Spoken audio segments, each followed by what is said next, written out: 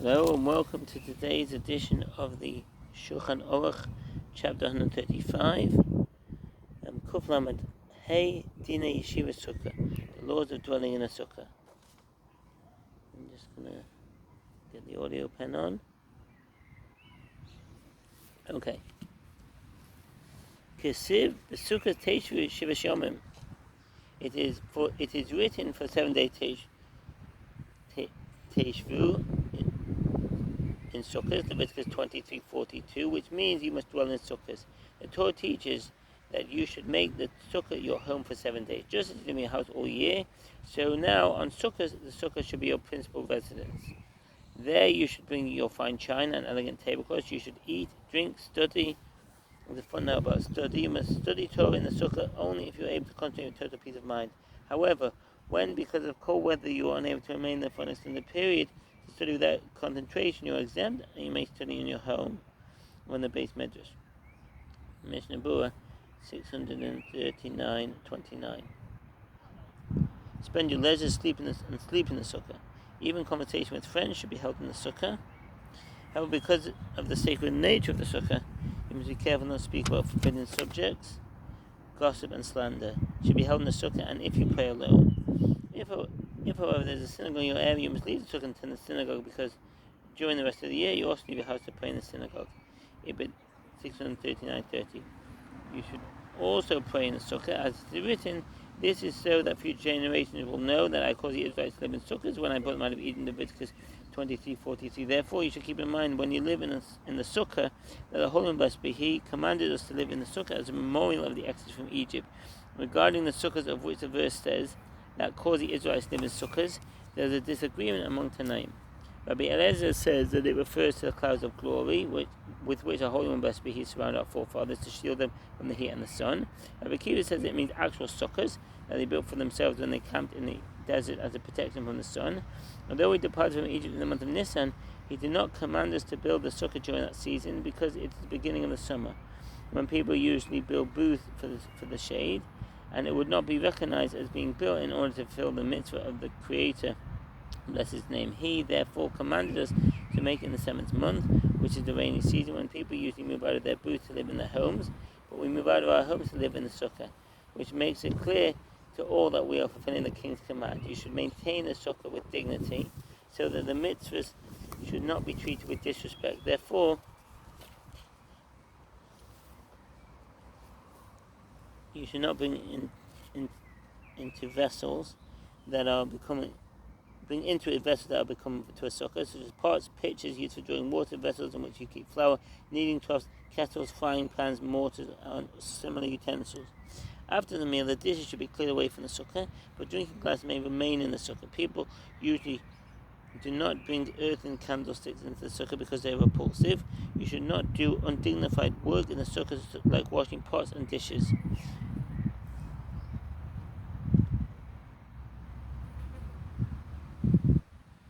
But you're allowed to rinse a wine cup. Of course, it's forbidden to urinate there, even in a vessel, even if one usually does so in his house. But marital relations are permitted in the sukkah, for the underlying principle of the mitzvah is for husband and wife to be together. If you bring offensive vessels into the sukkah, it does not become invalid, but while they are there, you should not say the bracha l'shei b'sukkah until they have been removed. Number 3. Eating in the sukkah on the first night of sukkah is an obligation. It is required that you eat in the sukkah not less than a kazayis of bread. The Mishnah Berurah rules that if you have sufficient bread, you should eat at least a kabitza, see the glossary. In order to fulfill the mitzvah, even according to the authorities, to maintain that a kabitza is the minimum amount that must be eaten. So quickly, the glossary says a kabitza is, it varies between 57 milliliters and 100 milliliters, depending on the Chazon Ish or the Rabbi Moshe Feinstein. And an ounce is between 1.94 fluid ounces and 3.4 fluid ounces. The Chazon Ish gives the larger measure. Even if you suffer discomfort, you are obligated to eat in the sukkah. If it rains and it seems that it will stop in an hour or two, you should wait and then say kiddush and eat in the sukkah in the appropriate way. But if it appears that the rain is not stopping and you wait and it does not stop, then you should say kiddush in the sukkah and say shachiana. And have in mind when saying Shulchan that this bracha also applies to the Sukkah, but you should not say Leishei B'Sukkah. Then you wash your hands and say Amotzi and eat the kazayis of bread in the Sukkah without interruption. Then you go into your house and complete the meal. You should bear in mind when washing your hands and when saying Hamotzi that you also intend to eat in the house. If it stops raining before saying you said Birkas Hamazon, you should go back to the Sukkah, say the bracha Leishei B'Sukkah, eat slightly more than a kibetz of bread, and also say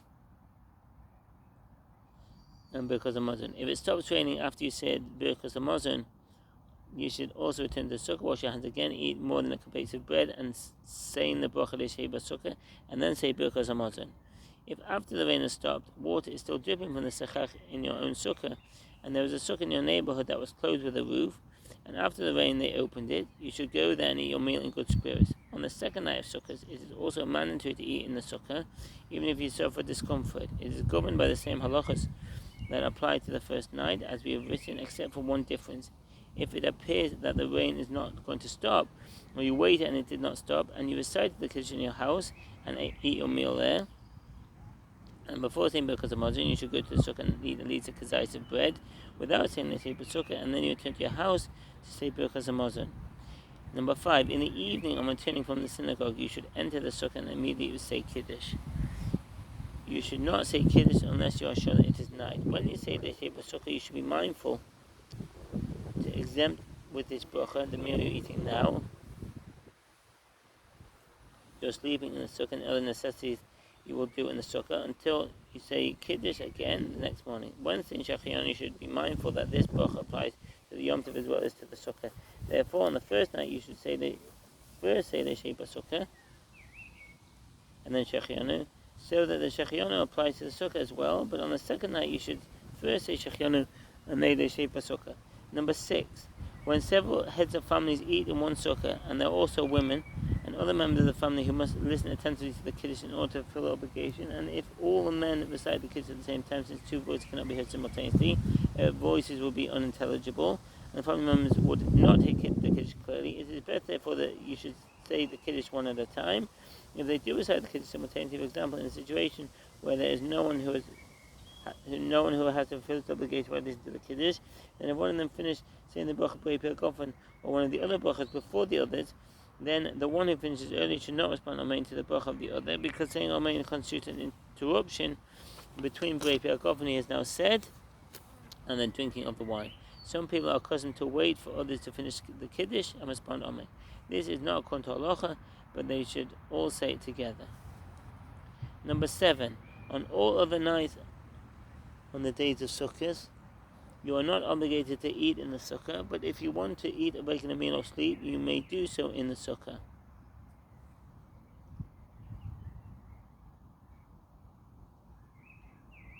What is meant by regular meal? If you eat more than a kibetz of bread, even if you're not scheduled as a meal, or even if it is a pastry similar to a blintz or a strudel, you must be eaten in the Sukkah. Similarly, any dish made of one of the 5 species of grain, if it is more than a kibetz that you scheduled it as a meal, you must eat it in the Sukkah and say the bracha Leishei B'Sukkah. But even if you eat a large quantity of fruit and you scheduled it as a meal, you are allowed to eat the fruit outside the Sukkah. Also, wine and the beverages or meat and cheese may be eaten and drunk outside the Sukkah, provided you do not schedule it as a meal. But if you want to drink wine or other beverages as a scheduled meal, or you want to eat meat or cheese as a scheduled meal, you must have it in the Sukkah, but without saying the bracha Leishei B'Sukkah. It is best to eat some bread first, so that you can say the bracha. All this is required by halacha, but those who are more meticulous and do not even drink water outside the Sukkah are considered praiseworthy. Number 8, sleeping or even taking a nap according to halacha must be in the Sukkah. And this is the practice of those who are scrupulous in observing the mitzvahs. They indeed do not even nap outside the Sukkah. But nowadays many people are lenient with regard to sleeping in the Sukkah. Later authorities of blessed memory wrote a number of reasons to justify this leniency to an extent. However, every God-fearing person should be stringent and build a Sukkah in which he and his wife can dwell in the same manner they live the entire year if possible. At minimum, the Sukkah should be suitable for him to sleep in, for if it does not meet these standards, it is not valid even post factum, even after it has already been built.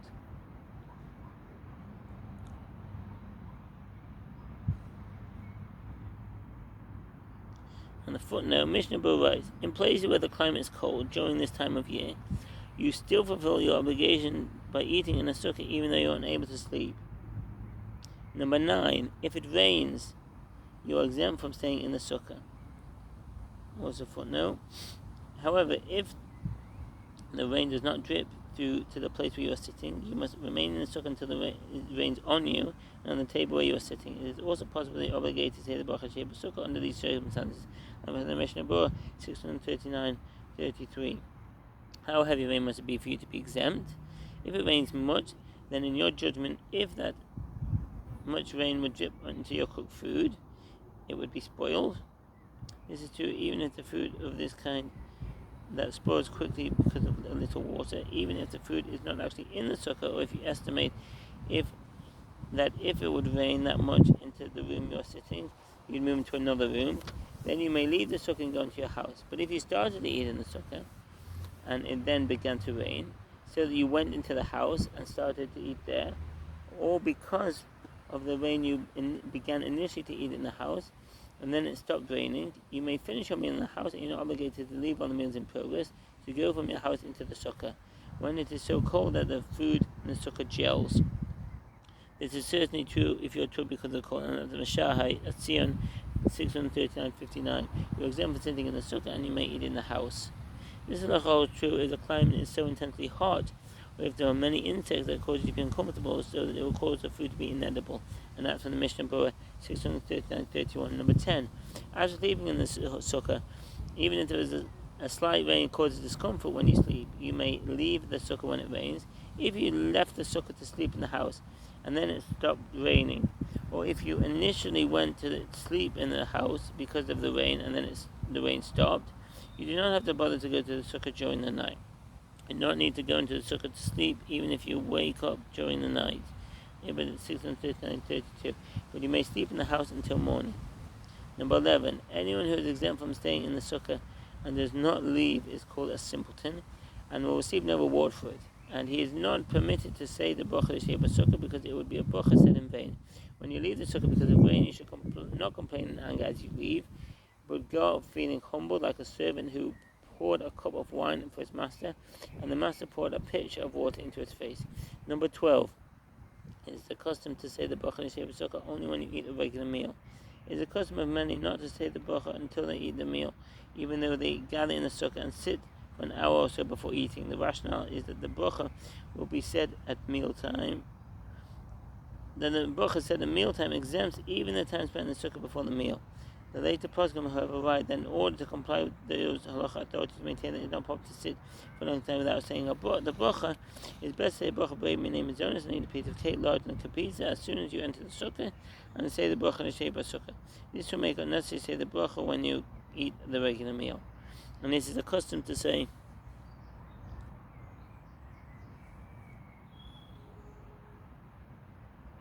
One second.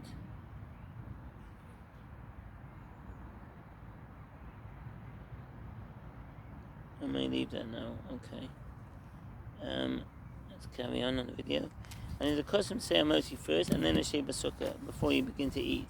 Everything that you do in the sukkah is the entire day, and whatever you do while staying there, even if you sleep there, is exempt from the bracha you said before eating the regular meal, and then everything until you eat your next regular meal. If you did not leave the sukkah to go to business or to go to synagogue between meals, since you once said the bracha, you need not repeat it at the next meal. Even if during the week of sukkahs you would dwell in the sukkah, eating, studying, praying, and sleeping there, you would need to say the bracha only once, because your thoughts were never diverted from the sukkah. Even if you left the sukkah temporarily with the intention of returning immediately, this is not considered a diversion, and you do not say the bracha at the following meal. However, if you went to do business, or to go to the synagogue, or for similar reasons, even if you went to your house to study or to do something which is time consuming, it also constitutes a distraction, and you must say the bracha at the next meal.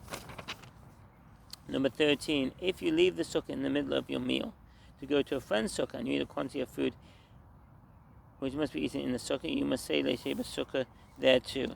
Many poskim maintain that this is not considered interruption if you had intended to go to another sukkah when you initially said the bracha, and that it is not necessary to say another bracha in the second sukkah. The Beis Meir writes that you need not say another bracha, even if you had no intention to eat in another sukkah. In situations where there is a doubt regarding brachas, the rule is that we are lenient and do not say the bracha. It is the best practice, therefore, not to leave the sukkah in the middle of a meal. Number 14, if you forgot to say l'shei b'sukkah and became aware of it in the middle of the meal, or even after you finish the meal, you must still say the bracha, because by staying in the sukkah after the meal, you're also fulfilling the mitzvah. Number 15, women are exempt from the mitzvah of sukkah, nevertheless they are permitted to say the bracha. Children are also exempt. Nevertheless, if a boy is 5 years and over, his father should train him to eat in the sukkah. Even if the father is not at home, he should not be permitted to eat outside the sukkah. Number 16, the sick person and the attendant are exempt from the mitzvah of sukkah. However, if the patient is not critically ill, the attendants are exempt only when he needs them. If he is critically ill, they are exempt even when he does not need them so urgently. Number 17, if staying in the sukkah causes you discomfort, that is, if you are troubled by the cold weather or the wind or the bad odor or similar annoyances, you are exempt from the mitzvah of sukkah on all nights other than the first night and on all the days of sukkahs. Similarly, if the light in the sukkah went out on Shabbos, and it's a great bother for you to go to a friend's sukkah, then you may go to your house if the candles are burning. This only applies if initially you made your sukkah properly, and it was only by an accident that caused you to be uncomfortable while sitting or sleeping there. But if you initially made a sukkah in a place where there is an offensive odor, or some irritation, or a place where you're afraid to sleep, then you cannot fulfill your obligation even when you eat there in the daytime. If the wind threatens to blow out the candles on Shabbos as it passes through the walls, you're permitted to spread a sheet or a garment on the wall. People traveling in the daytime, according to Mishnah Berurah, you need not curtail your travel even if you know that you will not find a sukkah en route. Exempt from eating in a sukkah during the day, you do not delay eating until you're able to find a sukkah. Needless to say, however, if there's a sukkah nearby and you can use it without too much bother, you're not exempt and you must eat in the sukkah, because they have no time to look for a sukkah, since they must move along. This rule applies only to those traveling for business. However, those who travel for pleasure have been to travel places where they will have no sukkah. It was Moshe or Chaim for him to respond to 96. Just to add, I was thinking that in what's that street? Ben Yehuda Street in Israel, I was there for sukkahs, and in all the restaurants and cafes, there were sukkahs all the way down the street with the different branding of the different restaurants. I thought I'd just throw that in. That's what I was thinking while I was reading that. If they are able to sit in a sukkah without too much trouble, they are obligated to do so. At night, when they are at the lodging where they intend to stay overnight, they must exert an effort to find a sukkah in which to dwell. Even if they are in a place where there is no sukkah, if they can make one at a small cost, this is not an actual obligation, but those who do so will be blessed. If you intend to remain at one place for 3 or 4 days, then you must make a sukkah. They must endeavor to have a sukkah for sleeping. If they also travel at night, they are governed by the same halachas that apply in the daytime. People who travel to the village in Chonimot to collect debts and cannot make a sukkah there must assume the inconvenience of returning home every night in order to fulfill the mitzvah of sukkah. People traveling for the sake of doing a mitzvah, Mishnah Berurah cites the response of the Chas and Sofer writes that this is true only if the mission is 100% for the purpose of fulfilling a mitzvah. If there is any personal gain of pleasure involved, there is no exemption. And we'll find it bother for them to find a sukkah, or if it is not convenient for them to sleep in the sukkah, and if they will sleep, they will be tired the next morning and would be hampered in the performance of the mitzvah, are exempt from the mitzvah of sukkah, or otherwise obligated for number 20. If watchmen who guard gardens, orchards, grain, and other projects find it possible to watch everything from one location, they can make a sukkah there in which to stay. Number 21. Men who make wine in non-Jewish areas are exempt from the mitzvah of sukkah, whether by day or by night, because they must watch continuously that a non-Jew should not touch the wine. But if the situation is that no watching is needed, then they are required to stay in the sukkah. Number 22. People who stay in a store, even if they live out of town and the store is in town, and during the year they must eat most of their daily meals there. Nevertheless, on sukkahs, they are required to eat in the sukkah. Thank you for listening, and I wish you all the best.